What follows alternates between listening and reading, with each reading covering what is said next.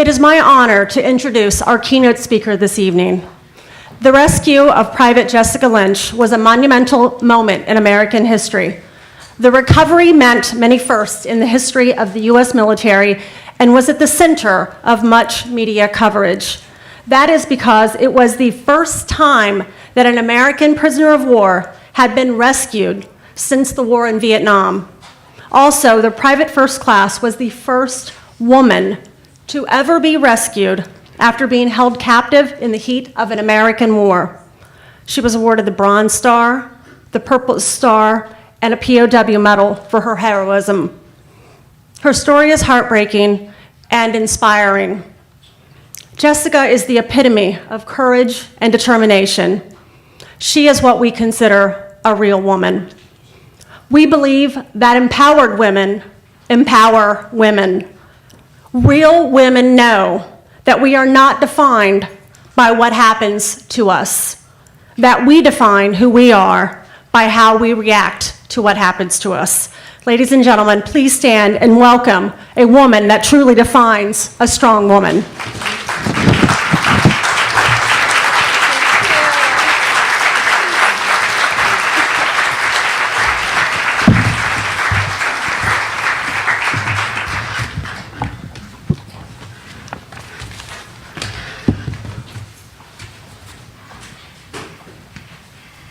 Thank you guys so much for having me here. This is such an honor.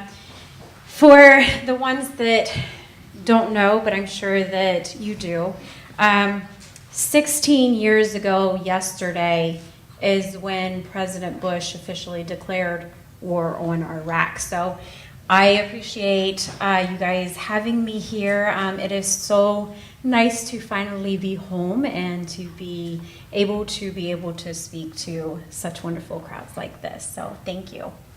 Imagine yourself sitting in the back of a Hummer with two armed soldiers sitting beside you. The voices that you hear start to go distant. Then you can hear gunshots, bombs exploding, grenades going off, and trucks around you start being blown up. Well, that was my life in 2003.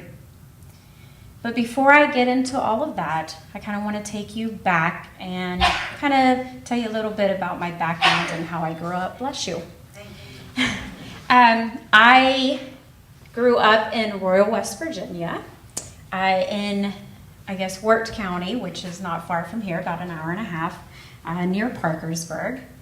I have a awesome family. We call ourselves the Brady Bunch because we still, even at 35 years old, I still go everywhere with my parents. If we take a little vacation, we all go together.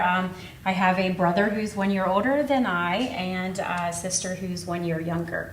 And yes, we all pile into a vehicle and we Brady Bunch together. Sometimes it's even to Walmart, which is always hysterical. So back in 2001, I was a senior in high school, and I remember thinking, I cannot wait until the day that I get to walk across that graduation stage so that I can become an adult. I'm sure most of you remember that it felt like it would just never get there. So that day came, and I remember getting that diploma and thinking, I have my life figured out. I wanted to be a kindergarten teacher, like my very own kindergarten teacher before me. She was my role model as someone that I truly looked up to. And that summer, I was like, yes, all right, life could not be better. That was until this Army recruiter walked into our house. He was there to speak to my brother, who was also home when college break. He had just finished up his first, I think that's my phone.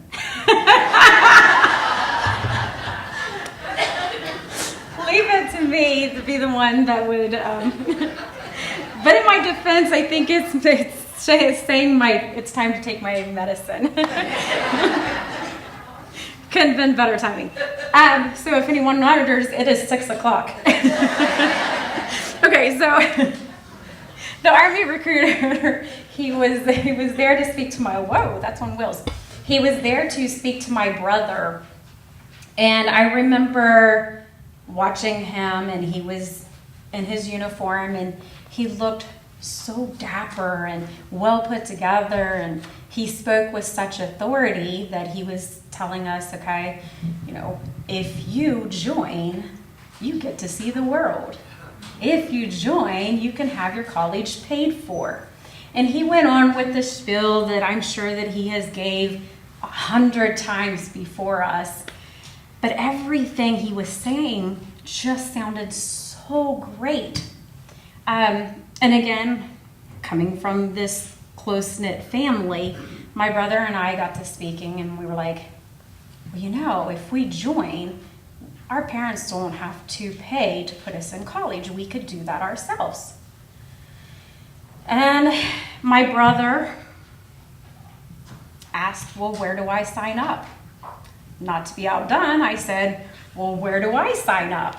So there we were at 18 and 19 years old, looking at each other and wondering if we had just made the right decision. Our first real adult 18-year-old decision. We were both over the moon excited about the possibility of joining, but we knew that there was risk involved. What if we got deployed? What if we were stationed in Germany away from our family? What if there was war? What if we were injured? But never once in the possibilities that we were going through did I ever think to myself, I wonder if I'd ever be a POW. That thought never crossed my mind that could be a possibility. So August of 2001 rolled around, and my brother left for Army basic training. September rolled around. Everyone remembers that day, September 11th occurred. And I remember thinking, yikes, now what? I haven't even gotten into basic training yet. What is about to happen? Like everyone, the nerves were high. But for me, especially so, because I was leaving for basic training the following week. So there I was, September 19th, and I was boarding this small puddle jumper aircraft, and the sergeant that was flying with us, and he was leading us out with a couple other recruits. And I was carrying a backpack. And I remember walking across the tarmac, and that strap broke and flipped me in the eye, just grabbed my contact enough to move it, and it knocked it out. So I was nervous, to say the least. Not only was this my very first time of flying, it was on a puddle jumper at that, and one of those small ones with the propellers. I was obviously leaving for basic training. September 11th had just occurred, and now to top it off, I couldn't see out of one of my eyes. But I had a good sergeant with me, and he said, don't worry, that once you get to basic training, they will replace your eyewear. Oh wait, do I point that up here around? Anyone know? Okay.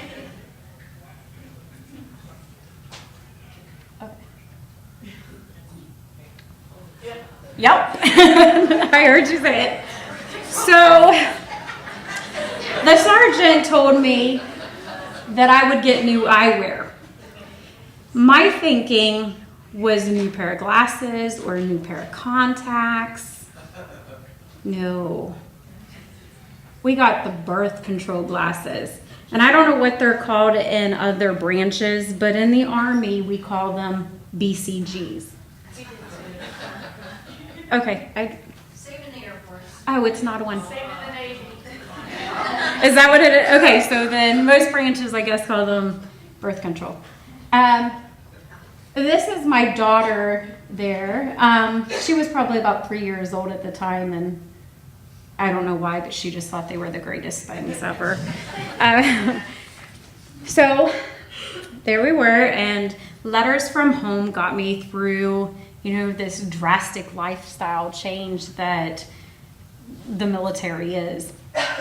And I remember, the time in basic just flew by.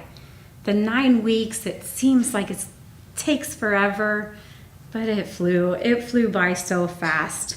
So then I went from basic to advanced individual training, where you learn your job skill. And at one point I remember, well, I guess it was Christmas, because I was getting ready to board a bus. I took a bus back home. I wasn't going back on the flight. So I remember sitting in this terminal, and I just remember being alone. I didn't have any of my family with me or friends. And at one point, I didn't even know what city I was in. I just remember the bus coming to terminals and people getting on and switching buses and that happening. And I remember thinking, I just want to go home. I just want to be able to see my family again. So it was definitely a lifestyle change. Let's see. In 2003, less than 2 years after signing up, is when life really threw me a roadblock. It took me from Fort Bliss in El Paso, Texas, to Kuwait.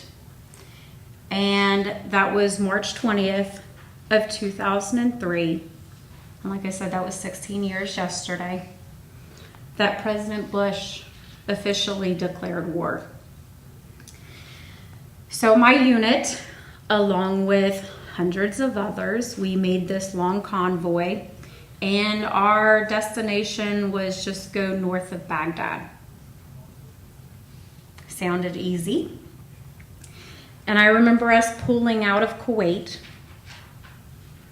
and again feeling kind of nervous because we didn't know what was about to happen once we crossed the border.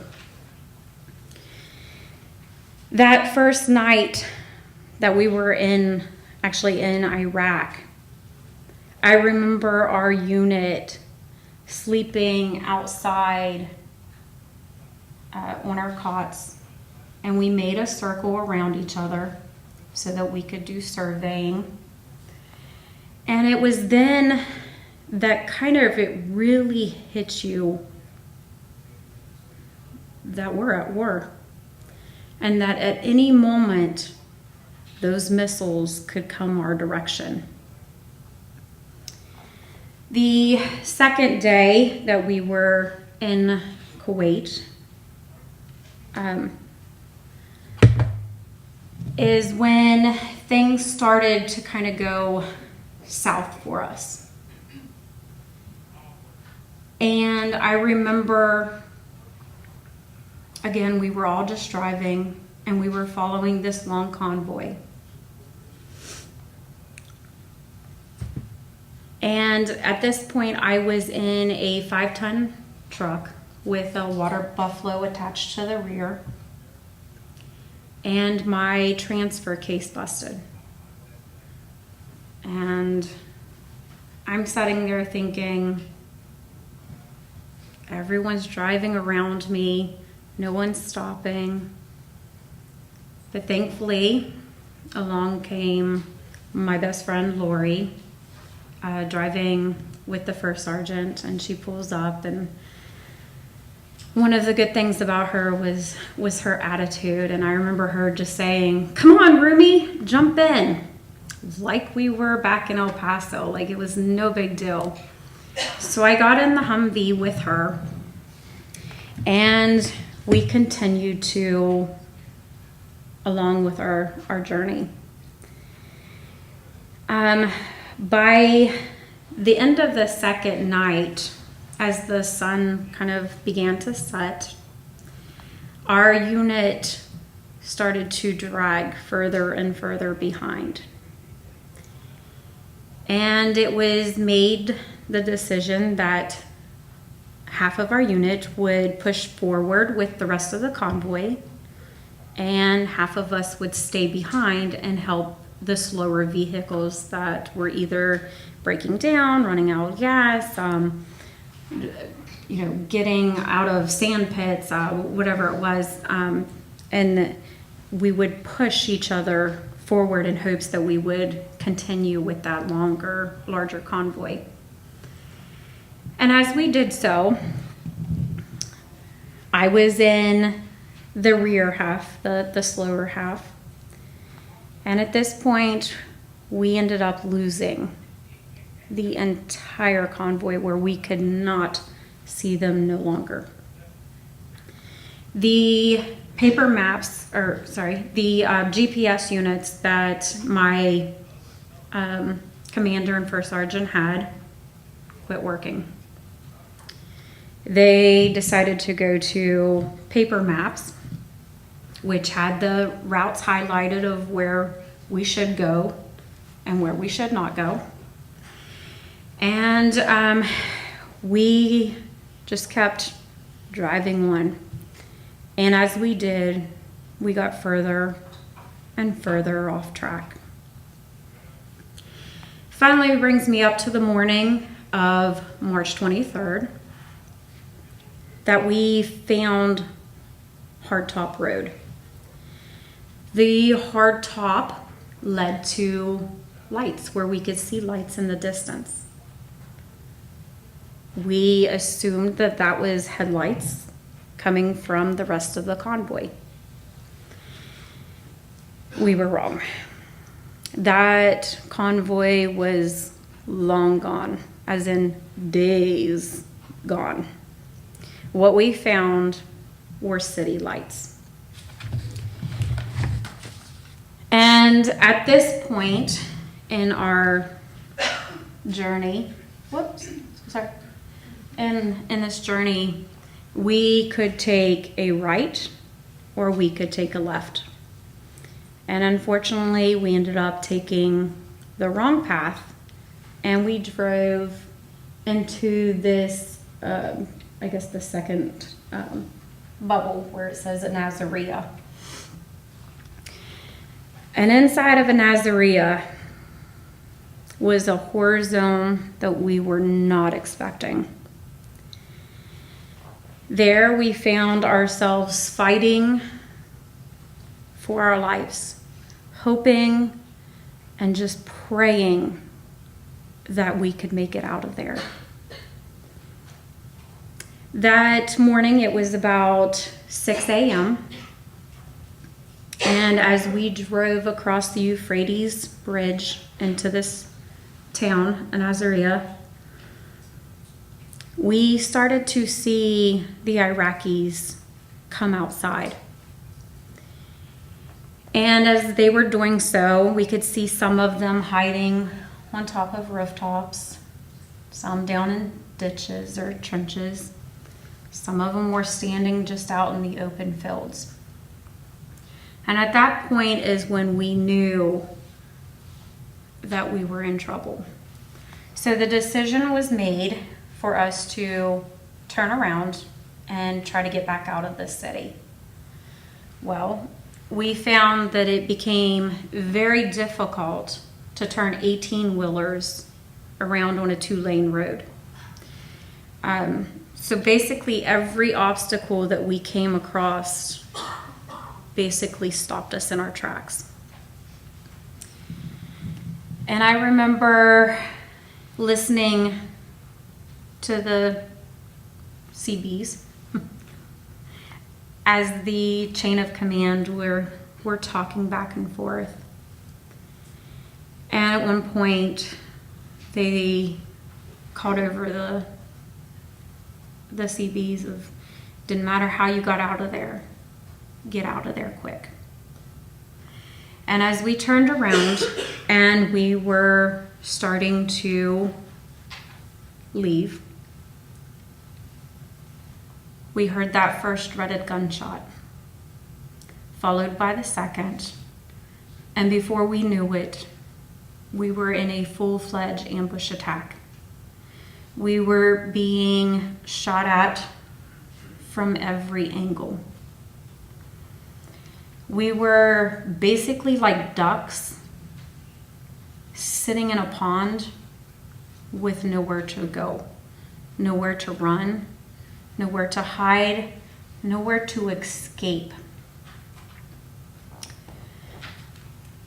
And at this point, I was in the Humvee with Lori, and we were the very last vehicle. Because we had the first sergeant with us, and his job was to basically make sure that everyone else got out of that city. So our commander led at the front, and the first sergeant took the rear. And I was sitting there. Like I said, Lori was my best friend, my roommate. She was driving. My first sergeant was sitting in the passenger seat, and then 2 soldiers that we had picked up from a different unit were sitting beside me.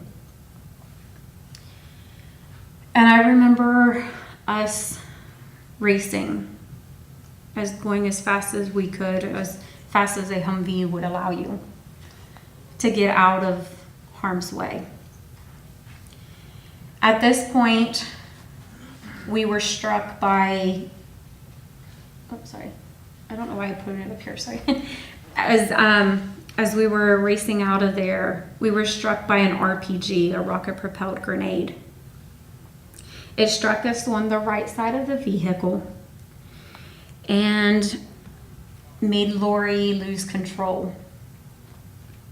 We ended up slamming into the back of this 18 disabled vehicle. Sadly, the truck became disabled because the driver was shot and killed, and the passenger was shot. For Lori, she hit her head off of the steering wheel and died on impact with head injuries. My first sergeant and the 2 men that were sitting beside me were all shot and killed. For me, I remember us going really fast and then nothing. I don't remember this crash. I don't remember coming to an end point. I had been knocked unconscious and then taken as a prisoner of war. When I awoke, I was taken, sorry about that, that was another picture from that day. I was taken here to Saddam General. And I remember lying on this bed, and I opened my eyes, and the first thing I seen were these Iraqi men standing over top of me. And for me, I guess my first initial reaction was to jump, to move away, to get away from them. At that point, I realized that I could not move. I couldn't feel anything from my waist down. I couldn't move my right arm, and I could not sit up. So I laid there as these days passed in the care of basically our enemies, hoping and praying just to see my family again. I remember one day them taking me down to the operating room at the bottom of the hospital. And And one of the Iraqi men that was kind of a guard that kind of looked after me, he could speak what I refer to as kind of broken English. I could understand a few of his words, and we could correspond that way. But I remember them taking me down to the bottom of this operating room. And as they transferred my body from the bed that I was on over onto the operating room table, I remember crying and just begging and pleading for these Iraqis to please leave me alone. And then the one who could speak kind of broken English, he told me that they were about to amputate my leg. And I laid there, again, just crying. And they proceeded to put the oxygen mask over my face. And I remember laying there and staring up at the bright shining light, operating light, and thinking this was it. I didn't know what was about to happen. I didn't know what was wrong, of why they were wanting to amputate it. I couldn't understand why I couldn't set up, of why I couldn't feel anything below my waist. And as I sat there and I begged them to please just leave me alone,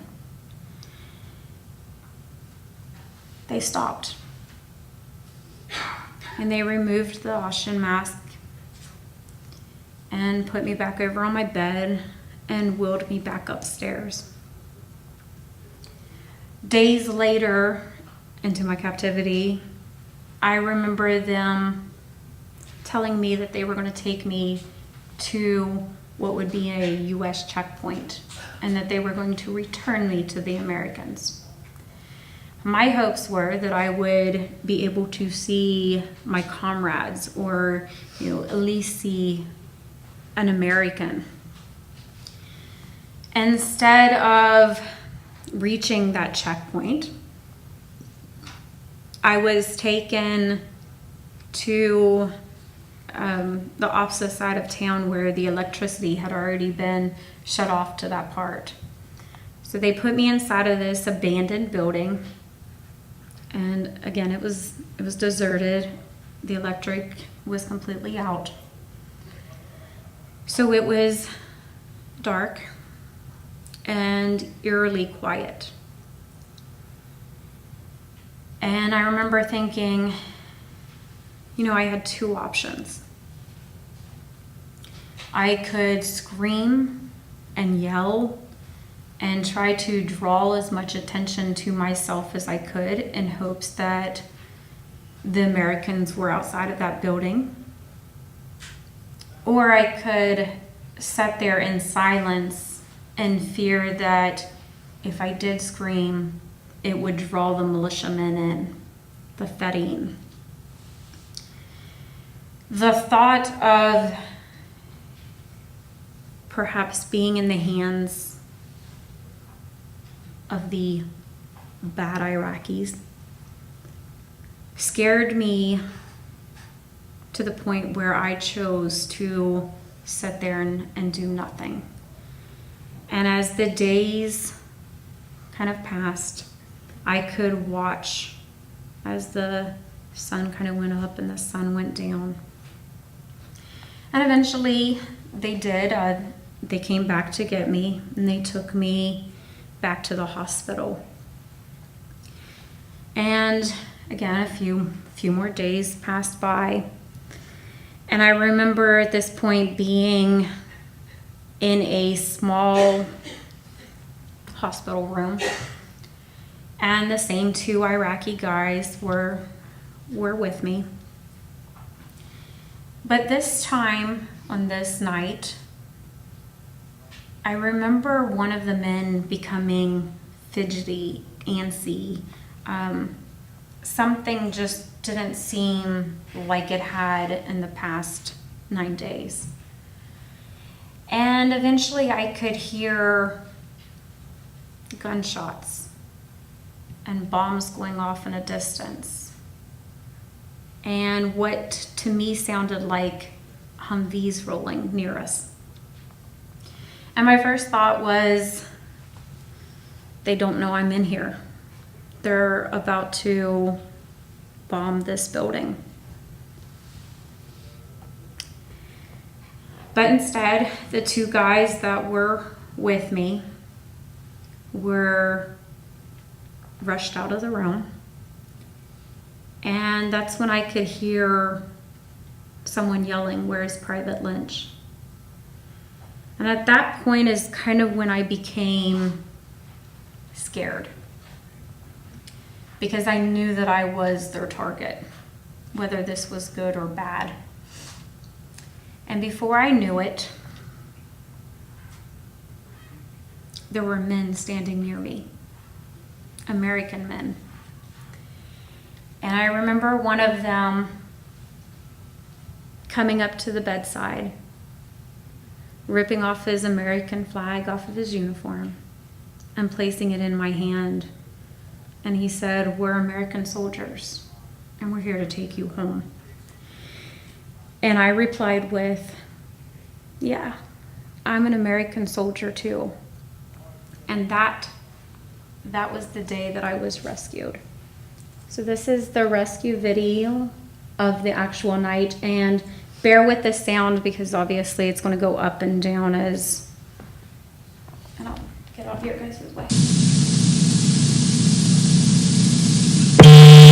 Pole.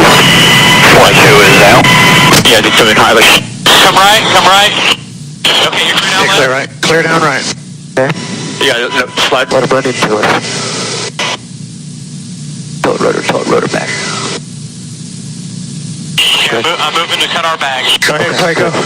Okay, we got friendlies in front of us. Roger, I got them.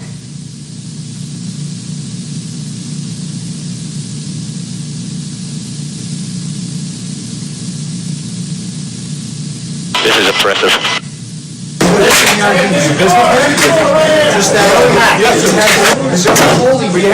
Scoot the spat. The doctor, myself, Clifton, and Charles were in here. All I'm gonna do is I'm gonna put cuffs on you. That's what we're doing. Are you in any pain? Okay. What does those windows go out to, Aaron? It's okay, you know? You got that flag still?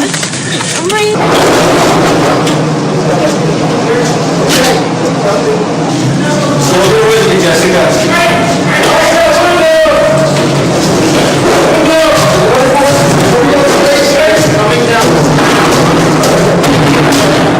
My main obstacle is going to be that tree right in front of us. Make sure we get a good count, guys, as she comes in. Roger.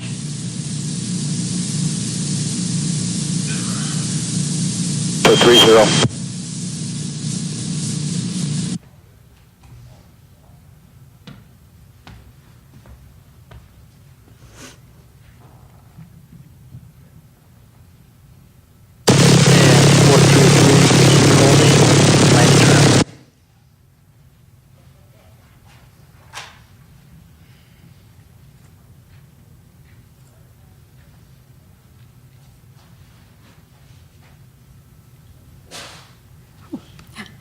Sorry. That day was April 1st of 2003. And I cannot thank the military enough for their bravery and their courage, despite all the media hype that occurred back then. These men and women that came in there that night and surveyed are true heroes. That night, as they were lifting me out of there, they did more surveying around the building to make sure that it was secure. And that is where they basically stumbled upon graves, shallow graves that they buried my comrades in. So as much as I am so thankful that they were able to get me out of there, I am more grateful that they were able to bring home all of my comrades. As I started this recovery process, which was definitely no easy task. I had a head laceration, which in the video you could see that my hair was all wrapped up. They basically shaved the top of my head. My back was broken at the 4th and 5th lumbar. My right arm was broken at the humerus. I now have a cage there. Cracked ribs, definitely some internal damage from laying there for 9 days without any help. My right wrist, because of my humerus was broken, I had a wrist drop, but thankfully I was able to get through occupational therapy and recover that. My left femur was broken, the left tibia, and when they took me down to the operating room before, not the time that I told you about, but when I was still knocked out, they actually took my femur bone, surgically removed it out of my body, and they replaced it with a 1940s rod that was fit for a man. I am 5'2". I am not a man height. So when they did that though, the rod was unsterilized, which caused severe infection to set throughout my body, which was the reason they felt it best to amputate the leg. Thankfully, again, they did not. And when I got to Germany, they were able to replace it with a clean, sterilized rod, a good one, and be able to save my leg. So you kind of see me up here wobbling. That's just because I have no balance. Don't worry about me. If I fall over, it's okay because I'll just say, "Wasn't that funny?" I promise I won't cry.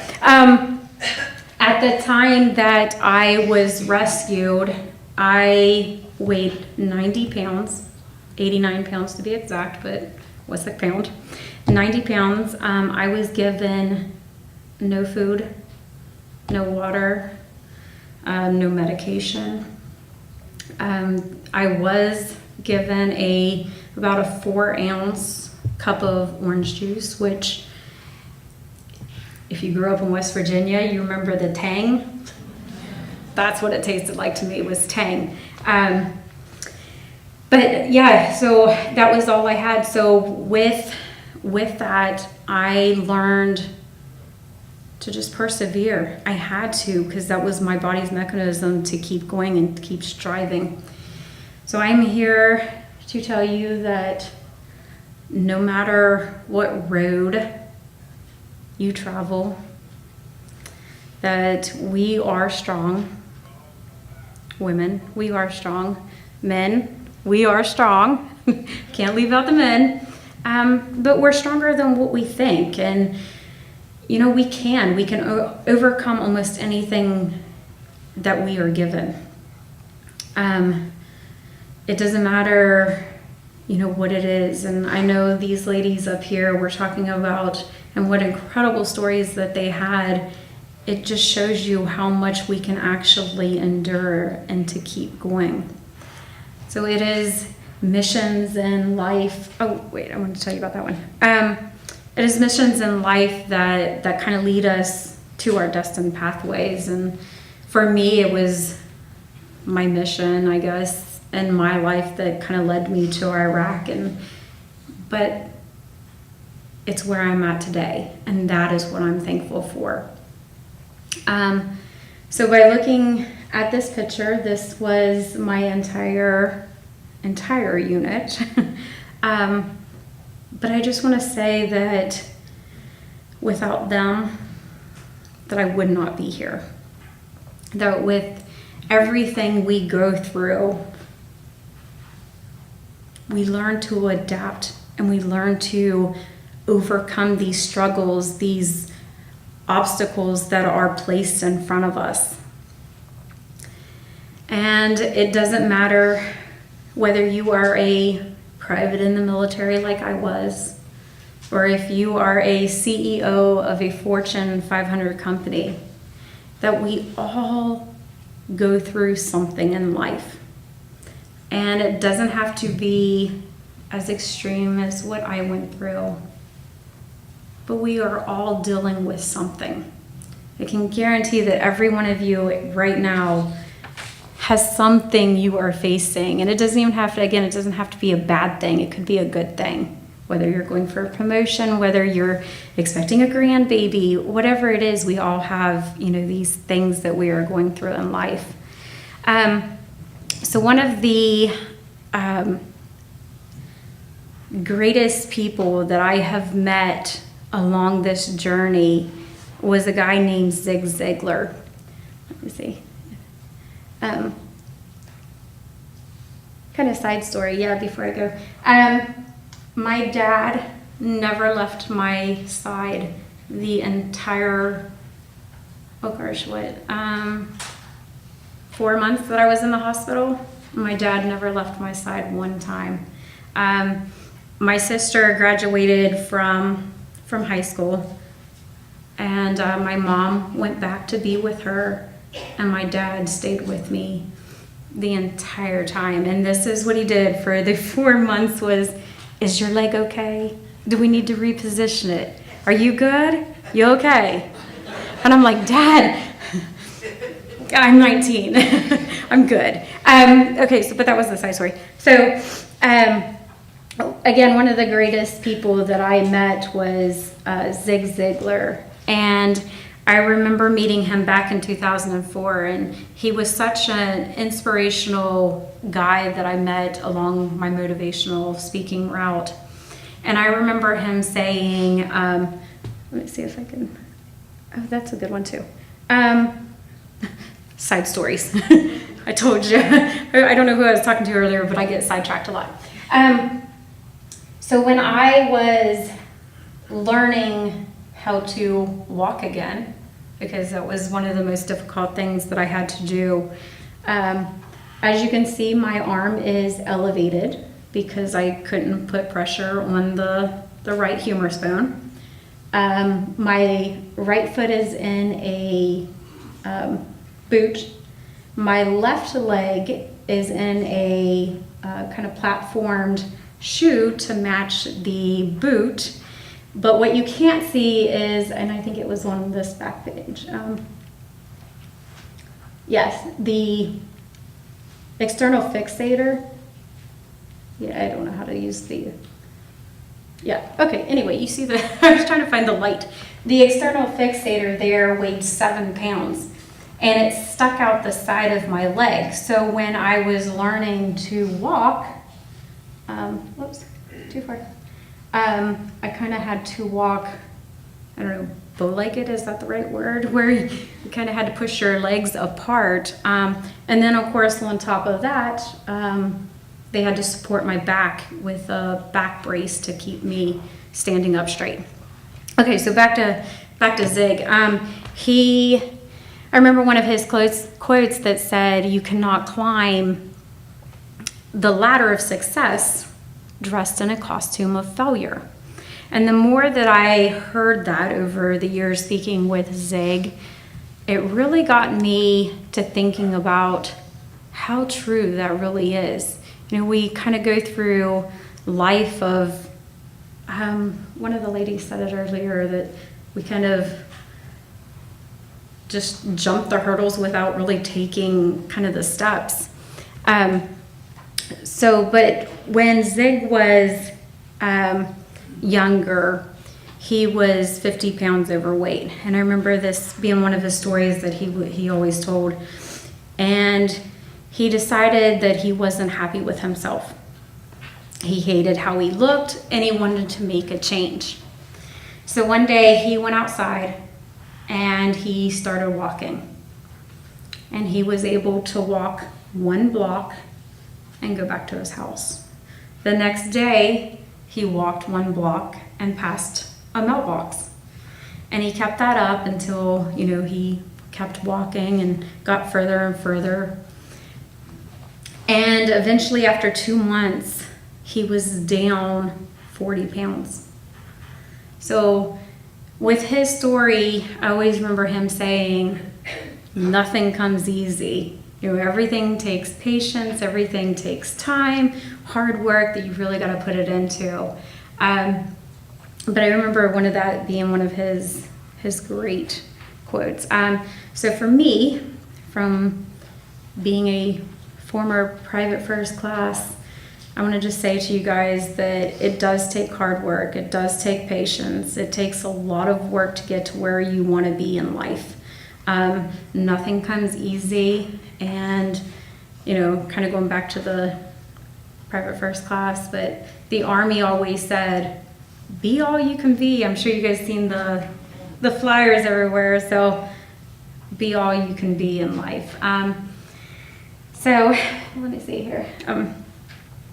So what motivates you? Because it's kind of my big question, is thinking to yourself is, what is it that gets your wheels a turning? What motivates you to keep going? Again, for me, it was just having that willpower to keep going, to keep wanting to get better, to want to be able to walk, to want to be able to do everything that I could do. And I remember one day thinking, this can't be it for me. Like, there has to be so much more out there. And I remember with this speaking tour that I was on with Zig and Mayor Rudy Giuliani, and we were at the Staples Center in LA, and they took me, placed me out inside of the stage, and said, speak. Oh, by the way, there's 50,000 people here. I was like, it's not happening, not for me. But I ended up actually loving and enjoy getting around to speaking. But one of the things that I realized even more was that I wanted to go back to school, that I wanted to go get that degree, which was the whole reason that I went into the military in the first place, is so that I could become a teacher. It took me many, many years, but I was able to finally graduate with my bachelor's in elementary education. And I'm a nerd, so I was like, I'm not done yet. So I went on and was able to get my master's in communication studies. And at that point, I was like, this is it. This is life. Like, for me, when I'm not out on the road speaking, I am in the classrooms teaching. And it was something that really just seemed to be my motivator. And I can turn that all the way back around to my kindergarten teacher from the age of 5 being that role model for me. So kind of going forward, I remember being away at a softball game when I was I think I was a senior.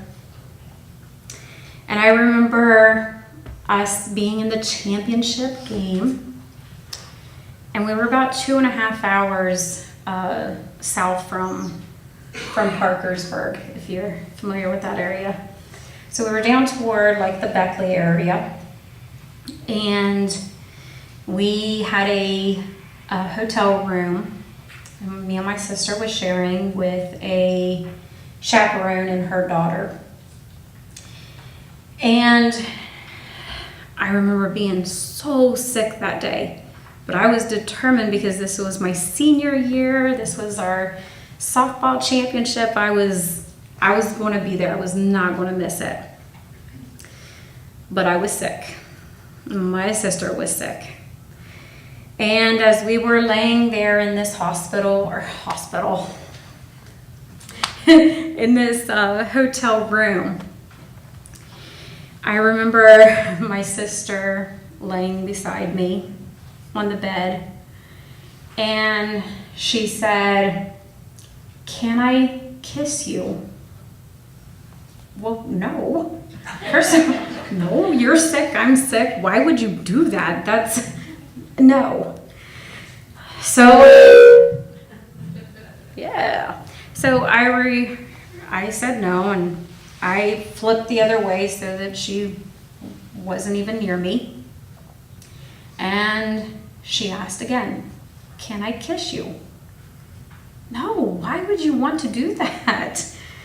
I know we're a close family, but we don't do that.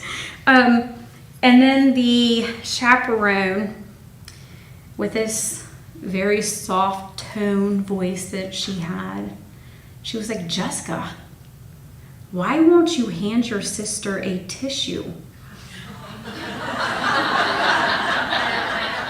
I don't know. She didn't ask for one. Apparently, asking, "Can I kiss you?" was really, "Can I have a tissue?" So side story for that one. But back to the softball game. Like I said, half of our team was sick. It wasn't just my sister and myself, but we faced so many challenges that day. Not only were we sick, but it was also raining out. So the ball was wet, the field was a mess. I mean, we were all just drenching wet. I mean, nothing seemed to be going our way, except for the fact that we actually played like a team. We went out there, and despite all these obstacles and challenges that we had faced, we played like a team. We didn't win, but we played like a team. And our hopes were that because the boys were at their championship game too, and that we would be better than them. We weren't, but that didn't matter because we played like a team. So kind of wrapping it up, just no matter whether your husband, your wife, your battle buddy is not pulling their weight, if they are sick, if they are just needing a tissue or a kiss you, whichever one works for you. We all have bad days, right? Every single one of us. And for me, it was just learning to persevere, to never give up, and not letting those obstacles stand in the way. Find a way to jump those hurdles and leave everything you have behind, and be productive and be inspirational. Be all you can be, as the military says. But whatever you do, whatever road you decide to travel it with perseverance. So on this anniversary, I guess, of our 16th,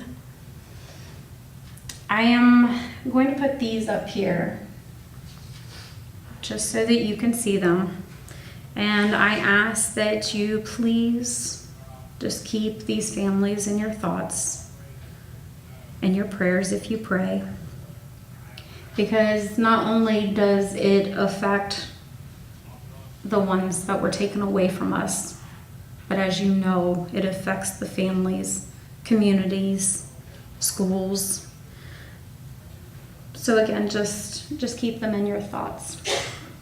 And I appreciate being here with you guys. I appreciate being on solid ground back at home. And if we have any military, I know there was a few that was out there I was talking to earlier. Thank you so much for your service and for your kindness and letting me have your time today. So thank you.